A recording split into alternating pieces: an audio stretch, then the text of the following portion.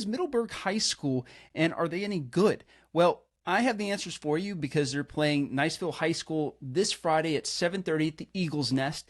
And I've got 6 things for you to remember to kind of give you a gauge as to where these Middleburg Broncos are in comparison to the Niceville Eagles. The number one and probably most telling stat that I'm going to give you is the number 0. That's the number of playoff games that Middleburg has played in the last 4 years. So the vast majority, if not all of the kids on the Middleburg Broncos have not played in a playoff game before. Compare that, of course, to Niceville that's been in the playoffs each of the last 4 years. Next quick stat is 14-52. That's the combined record of the teams that Middleburg has beat this year. So yeah, they're a 7-3 team, which looks pretty good on the surface, but most of the teams they've beaten have only won 1 game this year.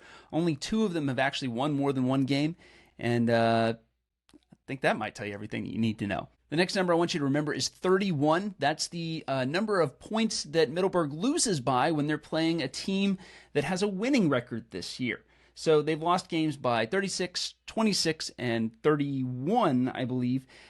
So when they're playing the teams that are in their division, it's not good. Looking on the field of play, expect to see about 2 in every 5 plays that they call be a pass play. That's the number they're working with, and most of their offensive yardage actually comes from passing.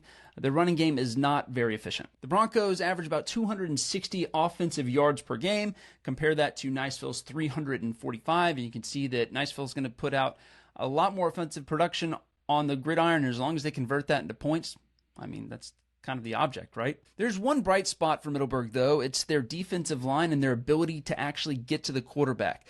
They have 1 more sack plus QB hurry in every game than the average football team here in the United States of America.